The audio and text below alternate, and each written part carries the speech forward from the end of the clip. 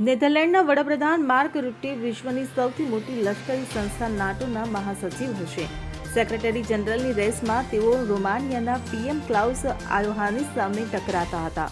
જો કે તેણે ગયા અઠવાડિયે જ પોતાનું નામ પાછું ખેંચી લીધું હતું, જે બાદ માર્ક રૂટ માટે મહાસચિવ બનવાનો રસ્તો સાફ થઈ ગયો હતો. વડાપ્રધાન તરીકે માર્ક રૂટેનો કાર્યકાળ ટૂંક સમયમાં પૂરો થવા માટે જઈ રહ્યો છે. તેઓ એવા સમયે નાટોના મહાસચિવ બનવા જઈ રહ્યા છે જ્યારે આ સંગઠન રશિયા-યુક્રેન યુદ્ધ જેવા મોટા પડકારનો સામનો કરી રહ્યું છે. મહત્વનું છે કે રૂટનો કાર્યકાળ 1 ઓક્ટોબરથી શરૂ થશે. તેઓ આઉટગોઈંગ સેક્રેટરી જેન્સ સ્ટોલ્ટનબર્ગનું સ્થાન લેશે. સ્ટોલ્ટનબર્ગનો 10 વર્ષનો કાર્યકાળ સપ્ટેમ્બરમાં પૂરો થવા જઈ રહ્યો છે. તેમણે બુધવારે માર્ક રૂટને જનરલ સેક્રેટરી તરીકે ચૂંટાવા બદલ અભિનંદન પણ પાઠવ્યા હતા. મળતી માહિતી અનુસાર નાટોમાં સેક્રેટરી જનરલ આંતરરાષ્ટ્રીય નાગરિક સેવક છે. તેઓ નાટોની તમામ મહત્વપૂર્ણ સમિતિઓના અધ્યક્ષ છે. આ ઉપરાંત તે સંસ્થાના મહત્વપૂર્ણ નિર્ણયોમાં ભૂમિકા ભજવે છે.